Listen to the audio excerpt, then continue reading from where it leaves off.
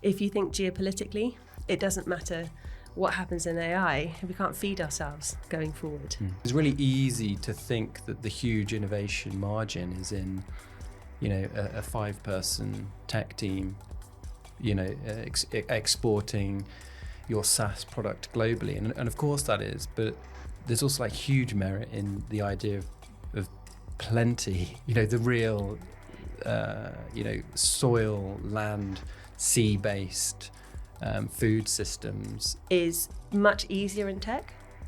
I think it's allowed to fail a lot more than farming, because usually failure means some serious personal debt. Farmers are at the bottom of the pile financially, and even in the language of TEKEX, agrarian was old, technology is future. And I'm like, sorry, what did you have for dinner?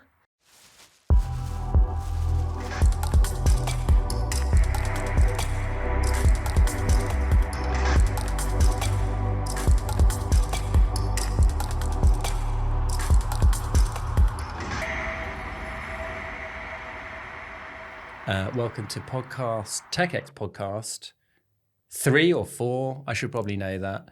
I think it's number 3, and it's with India Hamilton. Welcome.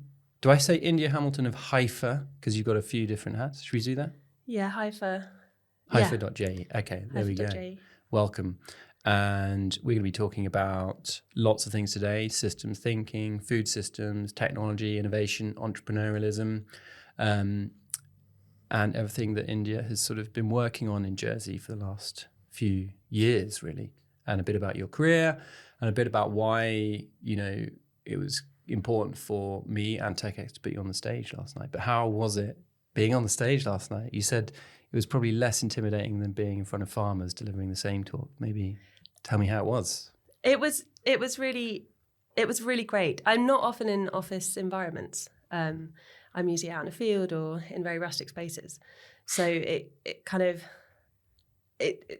presents a sort of, am I welcome here? Not by people, but by the kind of environment that is. But it was very welcoming. And then when I presented the same talk at the farming conference, and each time I was presenting in front of farmers, I get so nervous. And it's probably because at essence, I'm sort of critiquing their work by saying there is something else. We need to look forward into the future of regeneration and practice change. But in the tech community, I'm not sort of saying that. So it was just a bunch of people. There's lots of kind of what would be perceived as quite extreme ends of the spectrum there. So I was on stage at Farming Jersey event because, we were part of the India's prize system. So there was a sort of, pretentious creative stroke technologist standing in front of an audience of farmers, and then vice versa, you're kind of more farming roots standing in front of technologists. And I guess that's where I want to start, really, spending time with you and launching TEKEX. TEKEX to me at its core is innovation and building a community of entrepreneurs, of people passionate about something better and something different. And I guess that to me defines innovation in a way. And there's a potency in the community that we've built, and there's a potency in what you've built. And it's so nice to kind of what wouldn't observably be an overlap of farming and say finance and technology and innovation. But we've done that, and the common thread is, I guess, that innovation piece. Should we explore that a little bit and how we sort of come together in Jersey, where we can be proximate and impactful at a pace? Yeah, so farming and food is my kind of space. It's been my space for a very long time. Yours, let's say, is technology, and Jersey has made a conscious effort to invest in technology. And I suppose what you're doing is creating a culture and leaning into the spirit of the island, the essence of the island, which is innovation and adaptation. I suppose the differences with agriculture is the heritage that exists. So it's more like rebuilding the social fabric and reminding that the community that we got to where we got through innovation and adaptation. So it's quite interesting watching you genuinely form the social fabric and the cultural fabric in place. And I build an identity of tech and its as an innovation as a kind of new industry, whereas I'm leaning into its oldest industry. I mean, Jersey was agrarian in its economy and up until the 50s, so it's very late, and it's achieved a lot as an agrarian economy. So it's very interesting tapping in to the spirit of the island, and building from there. As I got back in 2027, I saw a big sign saying "Keeping Jersey Farming," and I really wanted to understand how. It's a very complex thing because the economic system doesn't value it, even though it's fundamental. And what I found was keeping Jersey farming for a lot of farmers meant blood, like handing it down through the bloodline. And then the opposite to blood is water. But what I actually found was this kind of new viscosity, which was milk, which was a huge amount of people who cared deeply for the island and a strong social contract for its success, and a relationship to agriculture, which was very, very close because of it being recently a big part of our economy. So it's really kind of finding the fact that actually a lot of people care, and leaning into that culturally has been really fascinating. And I think blending these audiences, we have that ability here, which is what we're kind of doing, placing each other in each other's rooms. And, my feeling and experience of being on that stage was, there weren't many of the sort of TEKEX people in the room, myself and Matt Fuller, who's a deep advocate of the systems that you work within. What might not be perceived as the farming industry is really innovative. Like it really is, just not in perhaps what one would perceive as sort of technological innovation. But I guess there's also a sort of sense at times, like, are we leaving that our first innovation behind a bit in the island? Are we letting it lag a bit? From the room that we were in last night to the room that we were up in Lamar Vineyard, we are trying to sort of bring these audiences together and the narratives and weave that social fabric that you talk about. But have we sort of left it behind a little bit, our traditional farming roots? Well, if you listen to Deputy Steve Luce at the farming conference, he basically showed a whole bunch of technological innovation that farmers did. I think it was in 1970, the figures might be wrong, but a farmer invested 2.6 million into the most progressive greenhouses that fundamentally made them an awful lot of money before the Cornwall market came in with the tomatoes. That was a huge investment at the time into really understanding how climates can be created for markets and really understanding the markets. What Jersey, because it doesn't have any scale, perceivably scale, and we hear so much about how scale is a driver for success. But when you're from an island, you've got to really think, hold on a minute, Jersey is phenomenally successful, but it doesn't operate around scale. What is it? And asking farmers about that, it's spotting the tiniest window in a market for opportunity. It's because we've got these incredible seasons. It's called the shoulder month markets, where other people can't reach. The speed into the UK, the proximity to France. It is being ahead in terms of technology, and it's been ahead in terms of spotting the gaps. And I think farmers have been doing that for a very long time. If you go back, everything from the oysters being stronger because the tide is bigger, they have a longer, they can stay fresher for longer, so they can reach further markets than other oysters. Like that's a pretty sort of interesting nature-based, geological-based opportunity, which got oysters all the way to China. So I think farmers are incredibly good at spotting gaps when scale isn't their advantage. Yeah, and it's there's. I hope there is something in our cross-pollination of our communities that begins to unlock the potential that's already proven, like potatoes, milk, oysters is there. We've proved it. And I hope that by exposing some of these communities, some of these narratives, there are ways in which, our community can enrich and vice versa, and sort of almost reconnect. It's really easy to think that the huge innovation margin is in, a 5-person tech team, exporting your SaaS product globally. And of course that is, but there's also like huge merit in the idea of plenty, the real, soil, land, sea-based food systems. Absolutely. I mean, technology, there was a report out recently, technology is vital for food systems. It's vital for food security. How it's understood and implemented is how good the technologists understand the problem. And problems aren't straightforward in food systems. For farming, you're exposed to the weather. It's deeply uncontrollable.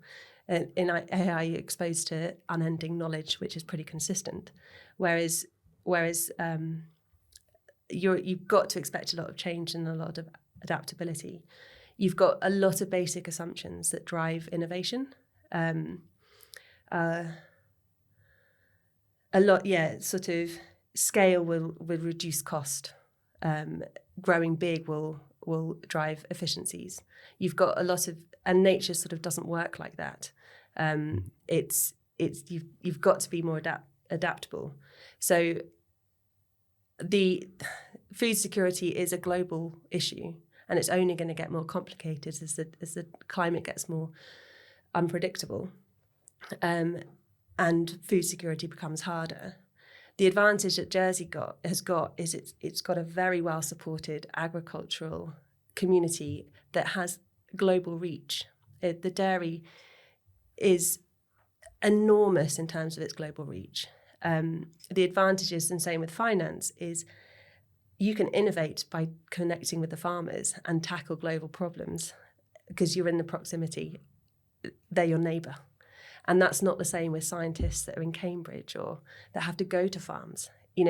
There's funding coming out through DEFRA at the moment that literally is trying to bridge the gap between science and farmers and providing £100,000 grants to form that relationship because it's so important, because the gap is so big. Here, you just have to step out the door and start speaking to a world-class farmer.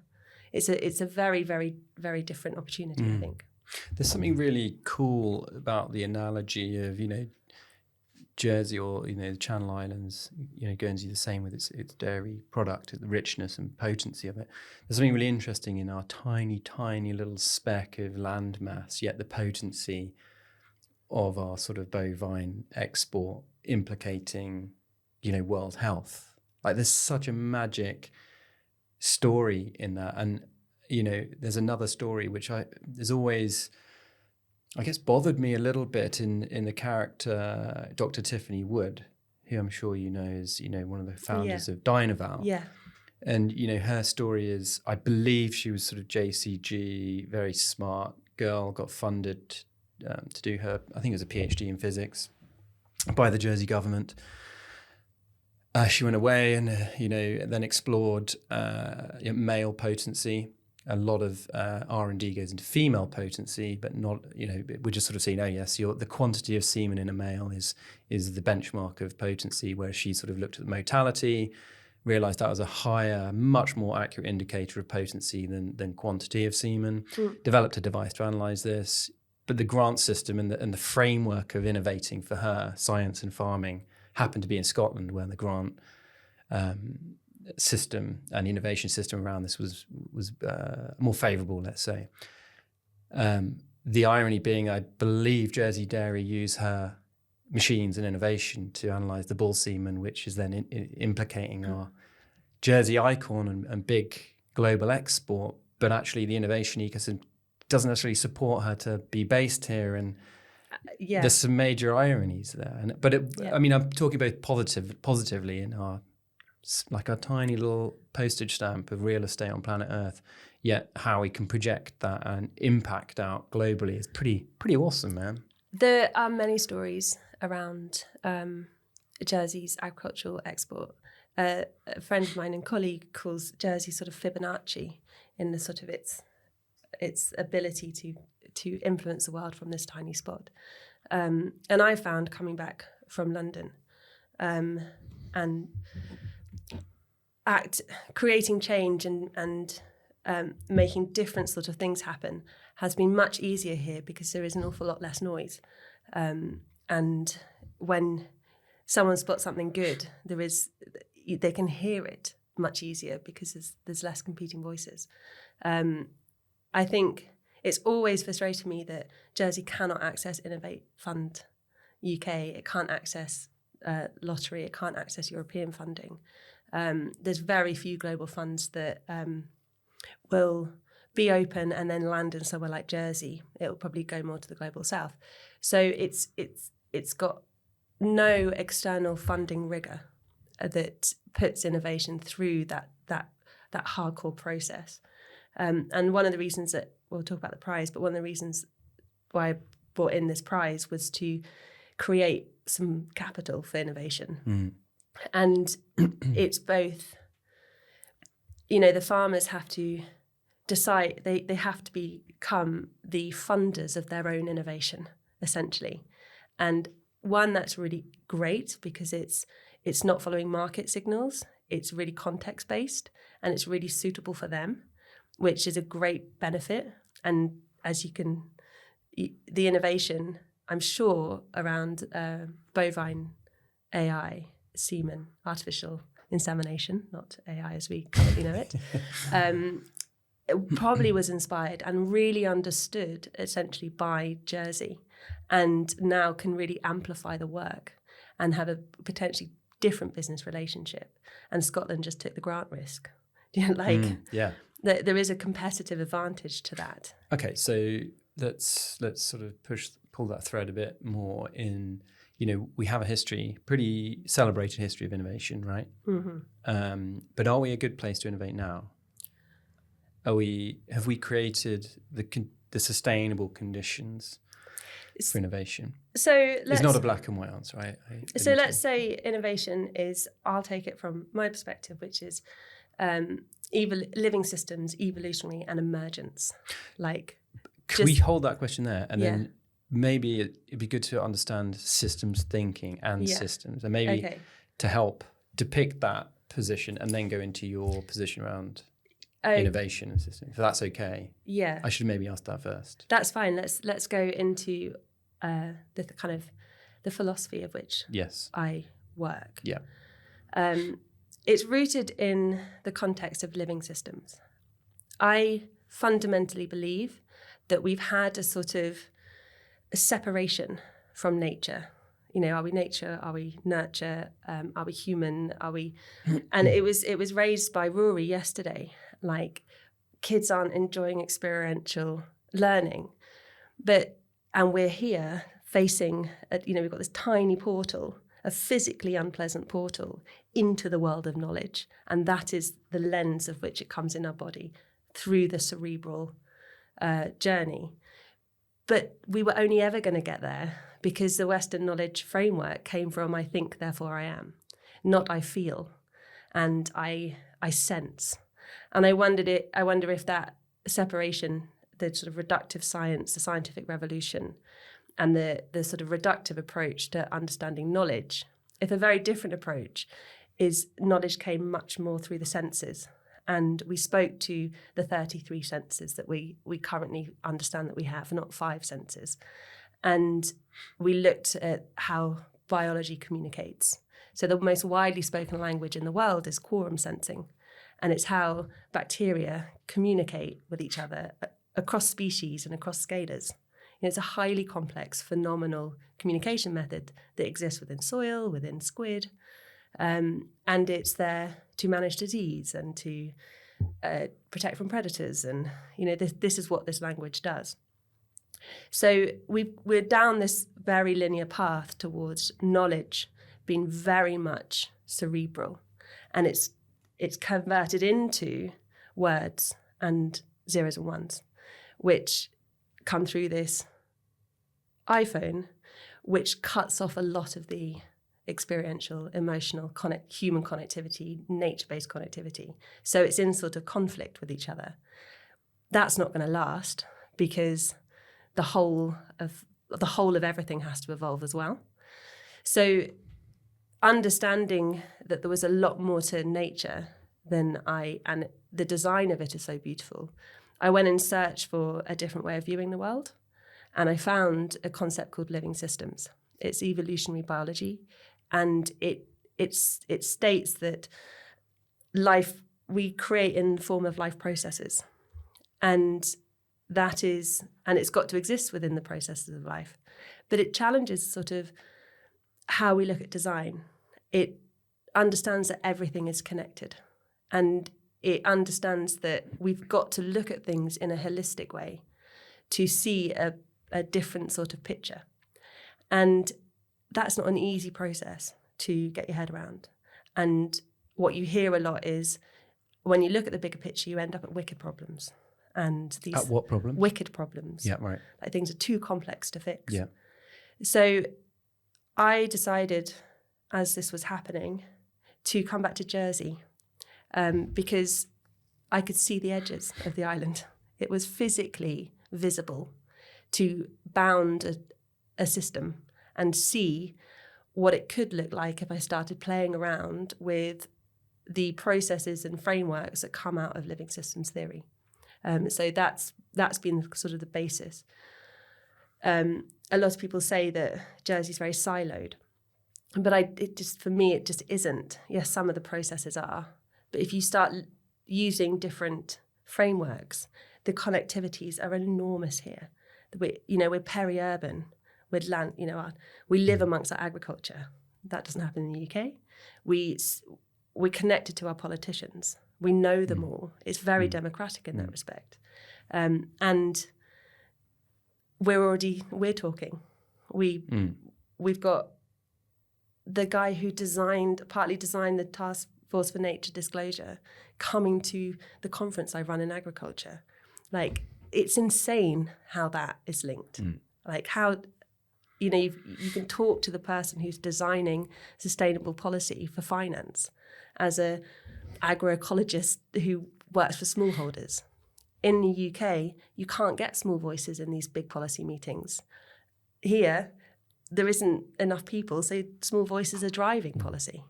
And do we think, I love that analogy and description of, the hyper sophistication of the minuscule, the bacteria that we are not even conscious of yet. That's so hyper sophisticated. We're sort of glib to it in the human consciousness, really. And then if you sort of parallel that to the scale of Jersey, again, I go back to that and the proximity to, people of influence connecting in that way. Do we feel, and then back to that point of innovation and the conditions today, I don't think we're siloed either. And this is a great example. You and I can sit here and have, what one might perceive other ends of the spectrum of professional arenas, perhaps. Yet we can have a common thread of conversation around progress, innovation. But, make that parallel of sophistication of bacteria and into that proximity. Are we agile enough given that? And are we open enough as a public, private sector, community? Well, I mean, the bacteria, or let's say mitochondria, let's use something that feels a little bit more powerhouse than destructive. The mitochondria in a cell is a tiny thing into a bigger thing that drives. It does kind of answer the question of how Jersey has scaled so profoundly on a global scale in finance, in agriculture, yet it's retained its scale and its size. Okay, there's more people here, and there's been some mismanagement of efficiency maybe, but it does go somewhere to explain why small places and island communities can be really powerful for change. And are we open? I think I we have phenomenal ingredients. I don't know if you feel a social responsibility to turn up at spaces that ask big questions. If it be sort of looking at longevity, looking at how to develop tech spaces, looking at tackling policy. There's thousands of hours a week given by the population of Jersey to try and better Jersey, and that shows incredible will. What's blocking things? The flow of capital is probably, and exposure to really cool innovation. Let's talk about that before we sort of that first point. I like the second point. It's important too. The flow of innovation, right? The flow of money. Flow of money. Yeah. Yeah. Let's just open that wound, whatever you want to call it. I think at times I feel that too. Through the TEKEX lens. But of course, you can get incredibly, when you care about something like TEKEX or, regen, everything you're working on, you got to be conscious of your own subjective myopia of what your opinion of what success progress looks like. That's just the humble perception. Yeah. But equally, I look at some opportunities for Jersey in various realms, and sometimes I can just see this way of connecting that really could supercharge us as a jurisdiction. And then the capital flow never seems to quite hit the notes. Yeah, I think I did a bit of work a few years ago, which ends up being called Donut Democracy, and it was looking at converting the hierarchy of government and the perceived hierarchy and actually putting it in the middle and society round it as the kind of the greater whole of which this is government are in the middle of. And I was trying to look at flows of formal communication to see why policies and certain things were succeeding and why they were failing. And structurally, if you look at kind of flow of decision making, structurally, there's some really interesting changes that I think could happen without any political debate, essentially. Well, any... Well, if you look at the representation on the decision-making boards on complex policies, they often from quite a narrow lens. Right. Stakeholder engagement is always addressed. It's not addressed around agency. It's addressed what do you think would be good for this policy, not what can you do to contribute to what this policy is trying to achieve. A very different setting of questions. So the community engagement often restricts agency.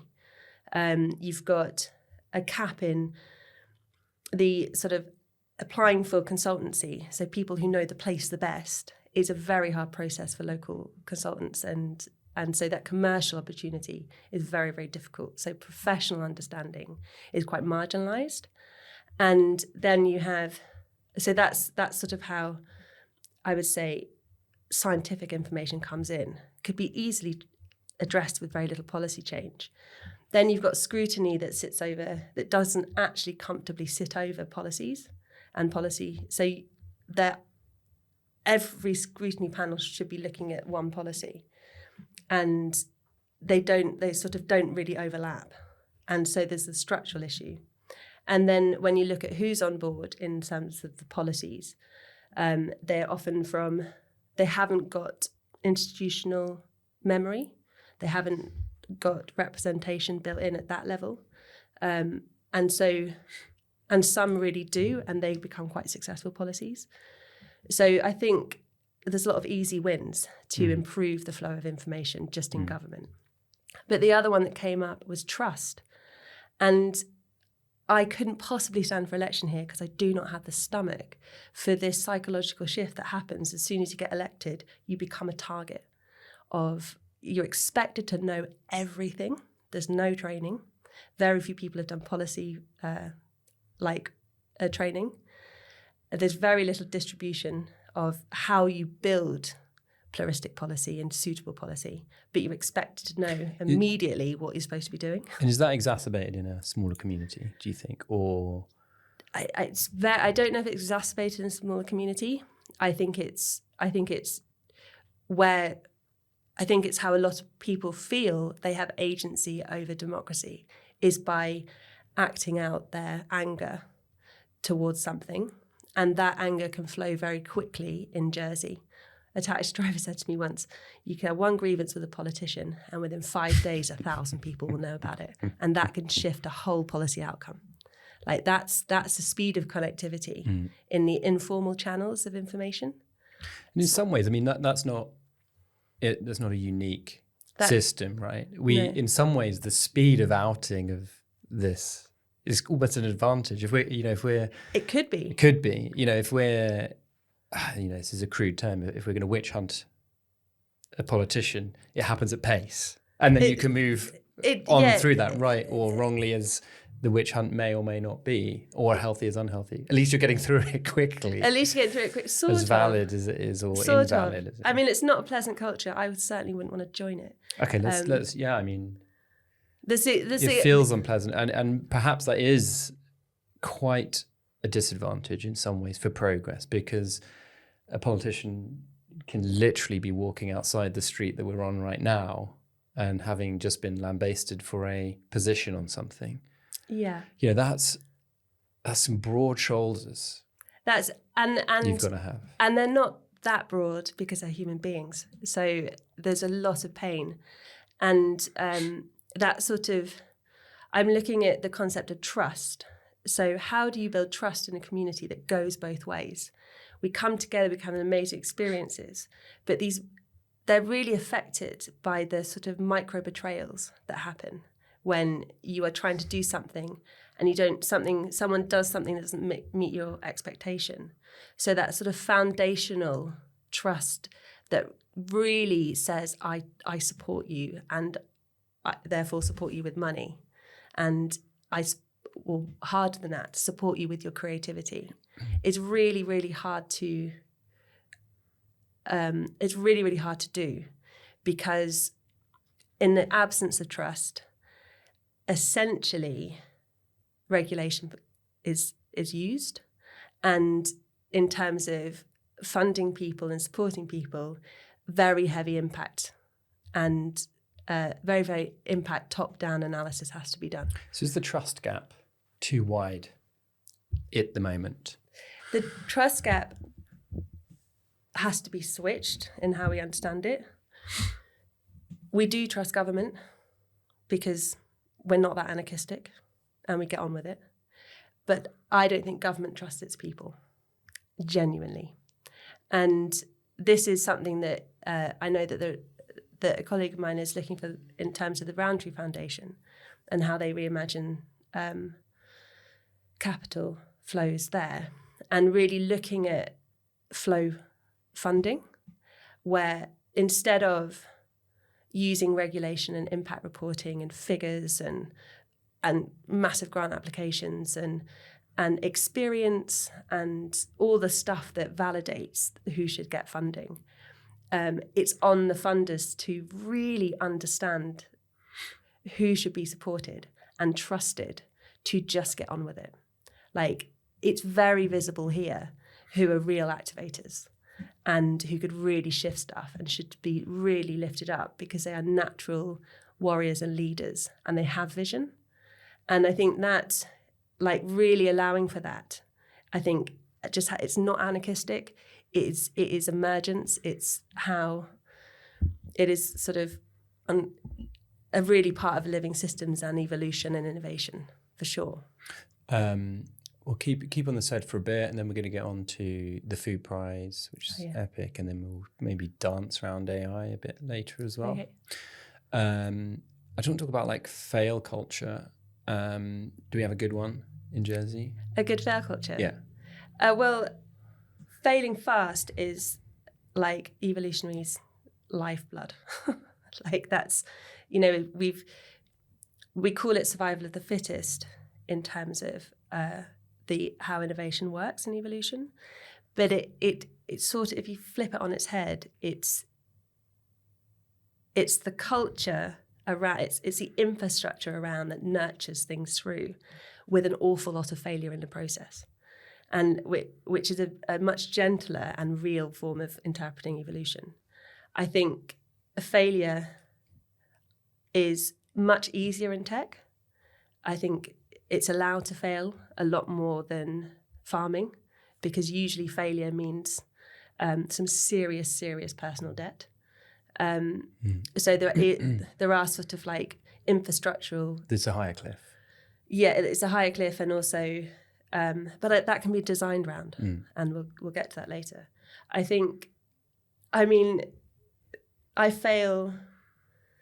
can't believe how many mistakes I make in a day. It's actually quite extraordinary that they are my design piece. And letting them go is really important. And valuing them. I met this guy called Lars Hartman recently, who's got his arts kind of area called dyslexic thinking, and he says it's as critical for problem solving and the future than any other, than as critical as literacy and mathematics. How mistakes are understood for dyslexics is they cripple the creative freedom, like the focus on mistakes and the concern of mistakes cripple creative freedom. And actually mistakes and blocks shape phenomenal creative freedom. And they are a vital part of adapting and understanding. So yeah, I think mistakes, I want to see failure from as many people as possible.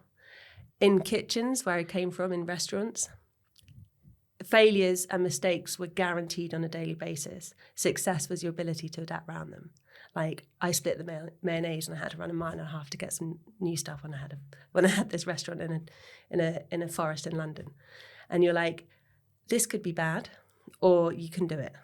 And that I think kitchens really teach you the ability to build contingency into your practice and then into your design and into your business. One more. Do we disagree well in, I guess, sort of Western culture, but particularly put that into Jersey as well? Do we disagree well? Have we got a healthy, challenging culture? I heard a term, and I don't want to get it. I'm sure they know who they are if I say it. We have the armchair generals.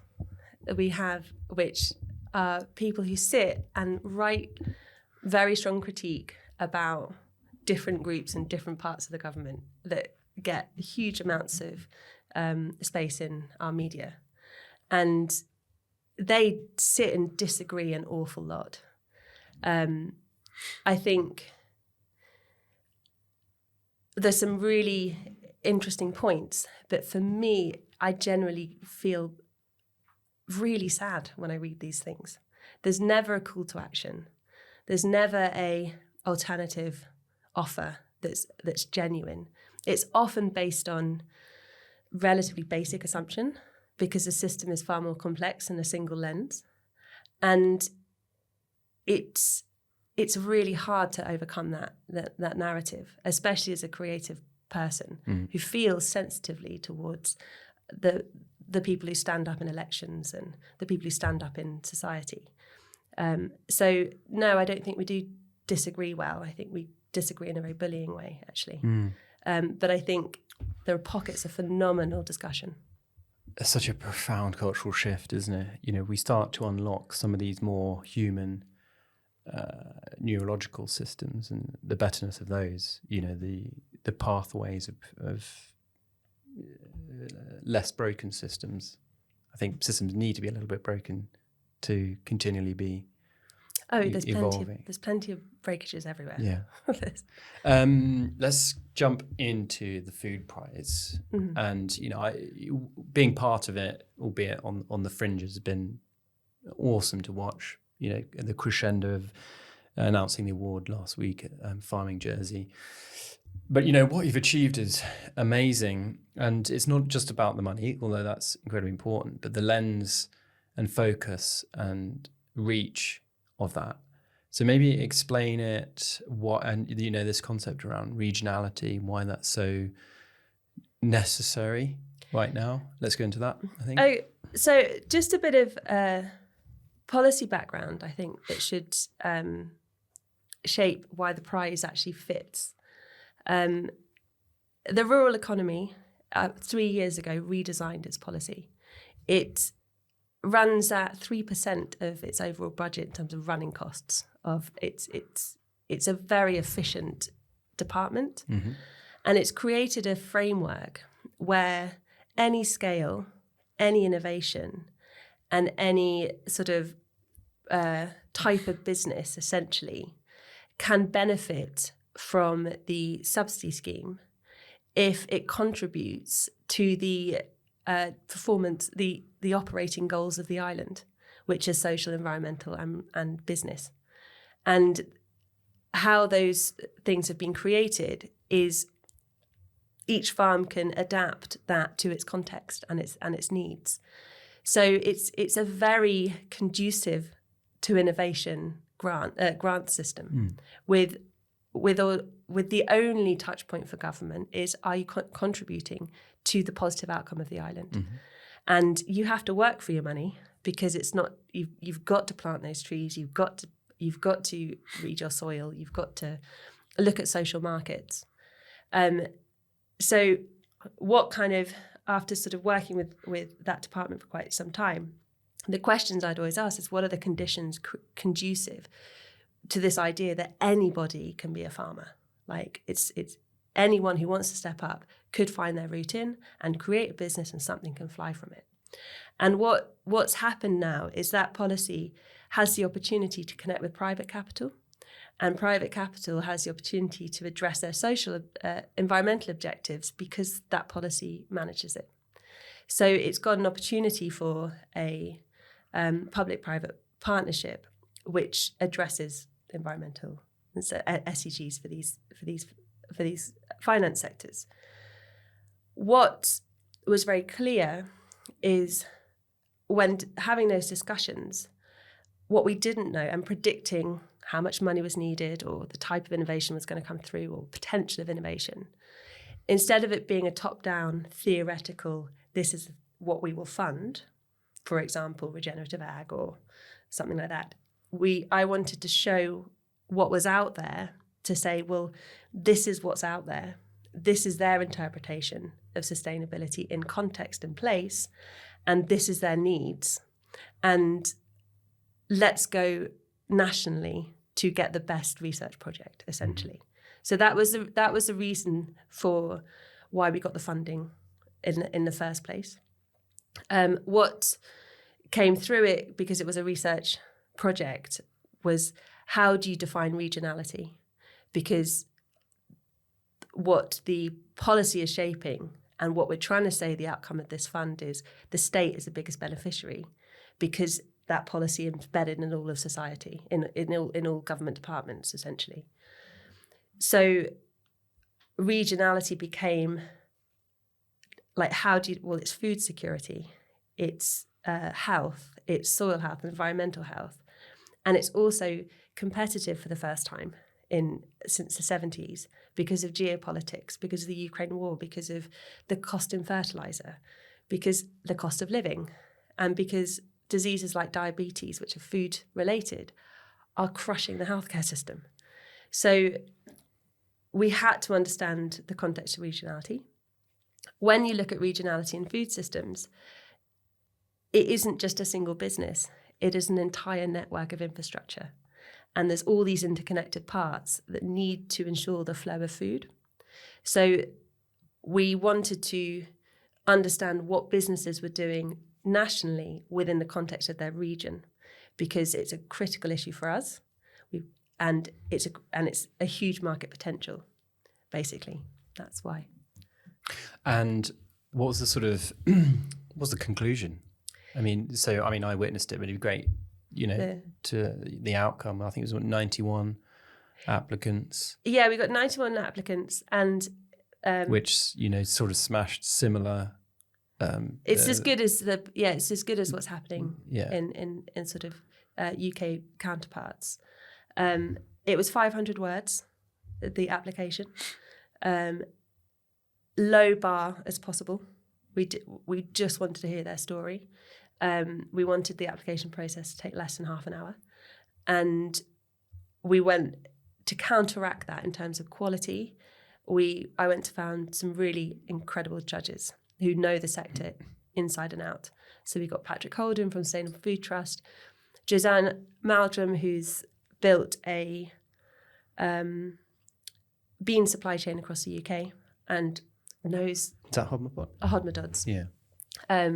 Farmerama creator Abby Rose, who's also created a phenomenal bit of agricultural AI for the wine sector and moving into regenerative agriculture. Very early tech around on-farm testing. And Ben Goldsmith and his team, Chloe Strevens, who had the conservation lens. And then we got public health to analyse what they thought was a good application. What came out for me more than anything is we got clusters of connected innovation where you saw, if you invest there, all of these things were free up. Like you got a systems moment where you saw the main thing to invest in to then make the other businesses successful. Like that was a phenomenal bit of learning. Which was directly, the example you give there was the Jersey winner of the... Yeah. Because you wanted a Jersey winner, is that right? Alongside the Channel overall Island, winner. Channel Island winner. And so that winner, is it Matthew, wasn't it? Yeah, Matthew Lemaitre, yeah. who is looking at connecting all scales of local horticulture to the wholesale and retail market in a way that it currently isn't. So it's hard to beat local. It's because the infrastructure is not there. Yeah. And I think, that's just going to resonate with anyone who might listen to this from a local perspective, and we all feel that, right? We go to the lowest barrier, the lowest hanging fruit, which is, no need to name brands, but that convenience, especially for an island, just, does hit all the buttons of living here. Absolutely. But imagine, we know HelloFresh is like a multinational kind of food, convenient product, but it has no relationship to place because it can't access the farmers. And when innovators go, I want to create a local product to compete against that, currently it's really hard to do because of this. The assumption is there that it should be easy to do, but it's this infrastructure piece that's kind of missing. So once that's in place and there's availability, which is much more present, then lots more innovation can happen around product design. So it's a distribution idea that he brought, wasn't it? It's essentially a distribution and regulation and the kind of the uplift from small scale into wholesale, which is quite a complicated thing. Let's talk about the overall winner as well. It's just a beautiful story as well. The money's going in today to the overall winner, and it's going out today, and it will be spent on Monday. Like that's a pretty evidence of flow. And it's going into, she is a dairy farmer, new entrance. That was so fun about not having any outcome requirement or impact requirement. It gave the judges license to trust the new entrants because they didn't have to worry about what happened to the prize, which meant that they went for this person. And she's been on the farm, really progressive estate that's basically said, we want to give it over to new entrants. They have a network of educating each other and within the community. She is growing her stock. The market's a little bit bigger. They have massive issues with deer. That it's restricting the success of their conservation, and so they are. But there's no way of doing anything with it because there's no infrastructure locally. There's no abattoir. There's no butchery. The beautiful thing about deer, in terms of infrastructure issues, you can kill on farm, so they don't need an abattoir. So what they're doing is building a butchery. And they're building a local supply chain of meat and building that up. So in time, there could be regional investment back into an abattoir, which would absolutely fundamentally change that community, and in terms of resilience, and also addressing the environmental issues around tree planting and things like that. It's a great story. Yeah, it's really like fun. innovation systems. That's just a beautiful example of yeah, and ideology. young people who are new into farming do have quite a phenomenal ability to bootstrap, because there's a level of bootstrapping and stretching that pound. They're going to build the whole thing for that money, sort of thing, because they've utilized free resources, spare resources, and there's definitely an energy in that, and because that's the only way to get it done. So I really enjoy the spirit of young innovators in that respect.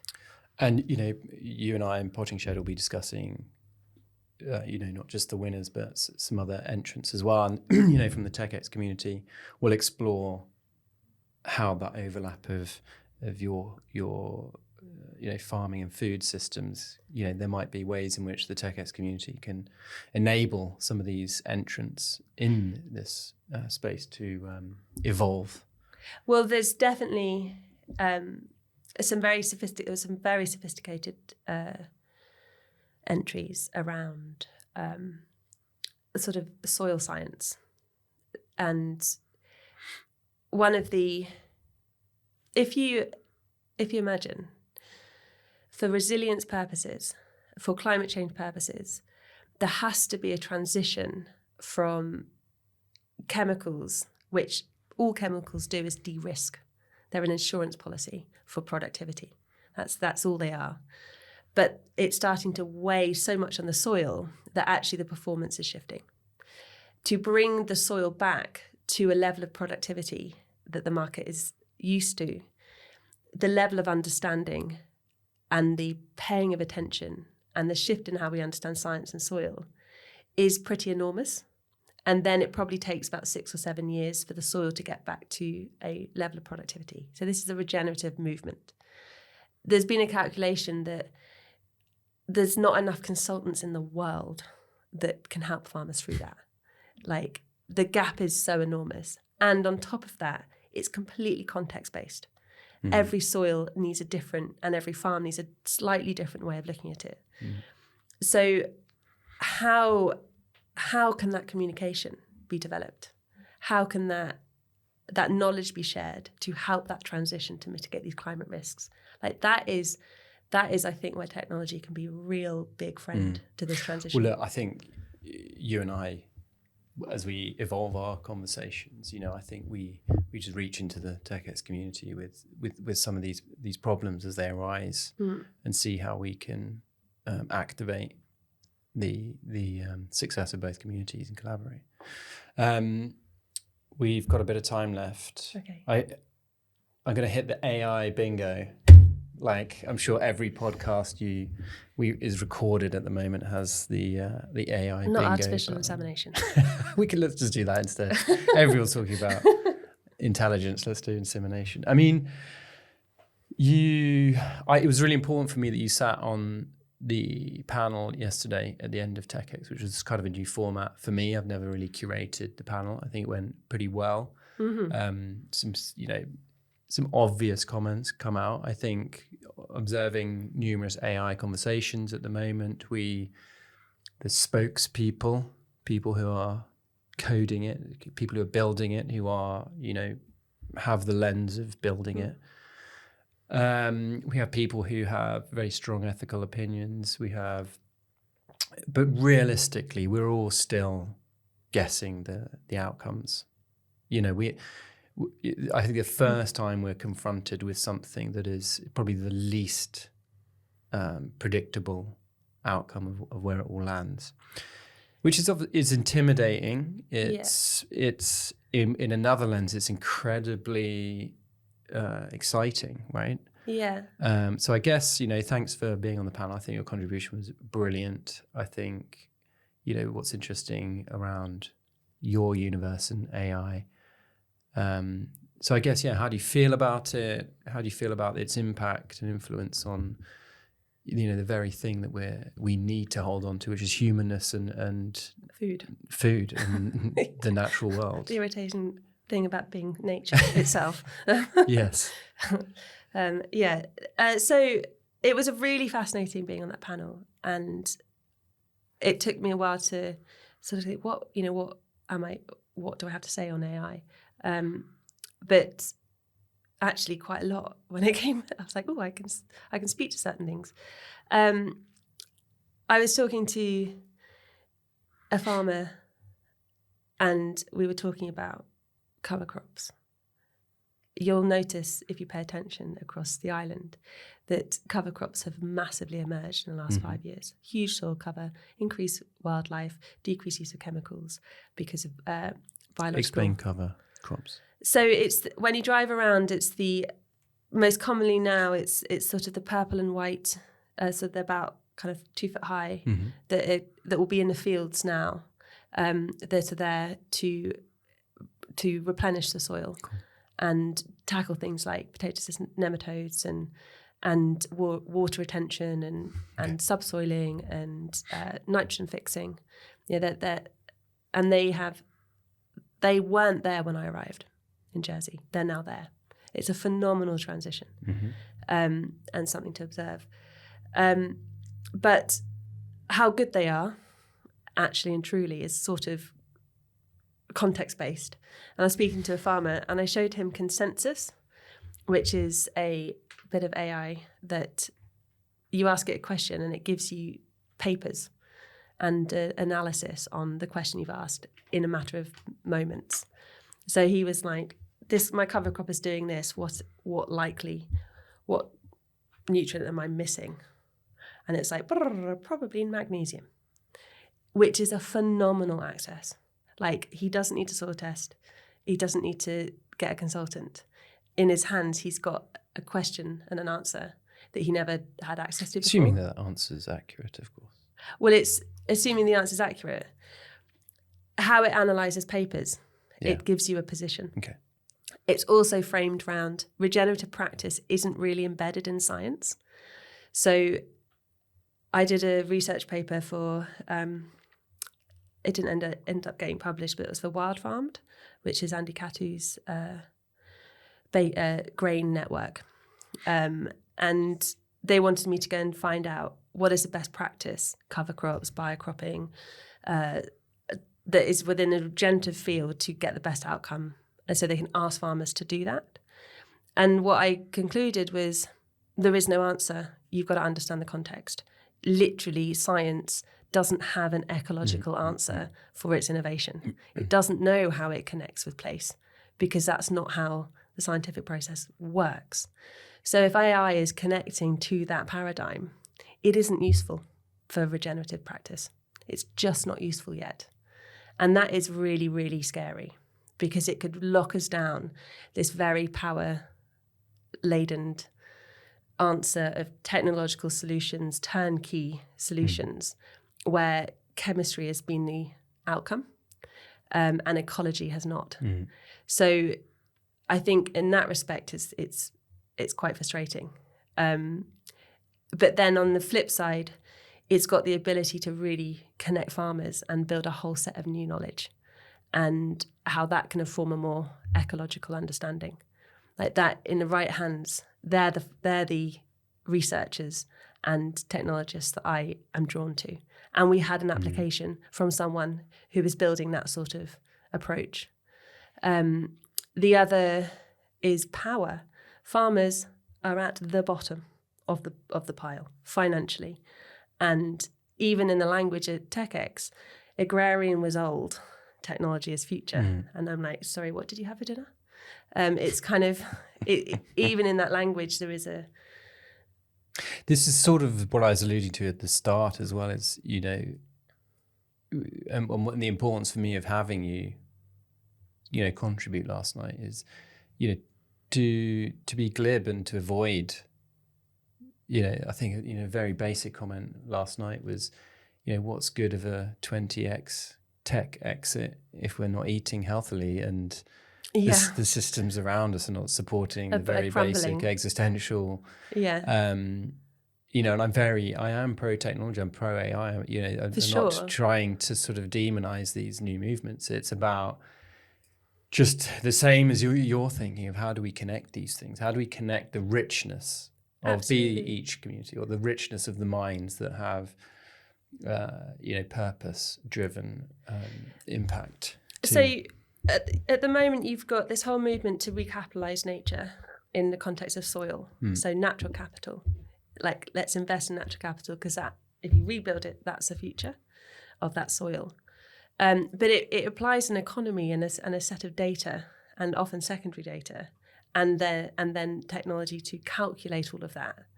And it often puts natural capital's power in the hands of the most powerful. So the work that we do needs technology, but it needs a form of distributed ownership. It needs to be used to put the power back into the land, fundamentally, so farmers can make the right decisions and can afford. 5% of farms this year in the UK are going to be profitable. It's 5%. 60% are expected to disappear. If you think geopolitically, it doesn't matter what happens in AI, we can't feed ourselves going forward. That's going to be the bigger threat to if something goes wrong with AI politically. So it actually makes me feel quite confident that there's nothing going to happen because of how little support farmers have got. Like, if that makes sense. So for me, AI has to address power. It has to address data ownership, and it has to hold the assumption that the soil ecology interconnected thinking isn't currently embedded in knowledge, that the only knowledge that AI can access. It's not got a good representation of nature yet, and that is dangerous. Yeah. I mean, hey, we could walk the conversational cul-de-sac of AI for hours. Maybe we come back and we sort of bring some more voices to dissect it even further, like last night, because it's such an enjoyable conversation because of its ubiquity. The fact that it touches everything, and it's such a fascinating perspective that actually, were it to touch the natural systems, would be troublesome. Can I give you a living system example? Please. Of AI, yes. How I see it. We've touched on it slightly. There was a cell that was like there, and then the mitochondria joined it and embodied it, and then the energy and the replication must have been exponential in terms of the time different, nothing for a very long time then. And if you look over the history of our planet, 6 billion years or whatever it is, the life form has only been in the final day. In the final minute of a single day. If you take it to a single day, final minute for a single day has been life. That's from the amoeba to now. I think what AI is in terms of knowledge is a form of mitochondria has entranced the knowledge base and can allow for a huge amount of more innovation. And that's why we're seeing a real step change in how knowledge is shared and the power of that. It's in a terrible state in terms of who gets money, but in terms of the potential evolutionary opportunity, it's a big step change, I think, because it's a relationship between man and technology that's shifted. Yeah, basically. I think we should do more. We should do another episode on this. We've had an hour, which is what I sort of pitch it as. So I'm going to say thank you for TEKEX 34, contributing. Thanks for doing this podcast. I'm sure there's many other paths we could take as well. But so what's next for you? The projects are started here. They're evolving. Regen, the prize, that's all going ahead. But I'm heading to Scotland. What to do? I have been given a creative director role of a 21,000 acre estate with the remit of creating the conditions for life. And it's going to be pretty wild. Are we going to find a connection to Jersey as well, maybe, in your creative direction? Absolutely. That'd be great. I think there is a lot of link from Jersey. I mean, the guy has built a sculpture there with James Turrell that looks like Hoogby, for example. So right there. Well, maybe we all come up and visit and find a good way to connect Absolutely. the island. And I'm sure the projects that or the fires you've started, you'll continue to Yes. to You don't nurture. really leave Jersey. Thank you. Pleasure. And that's a wrap for our fourth podcast. Thanks to India Hamilton from Haifa. Thanks to anybody who listens. And if you want to come on and have a conversation with me, let us know. Thanks to Radu from Jersey Podcast for recording this. See you soon.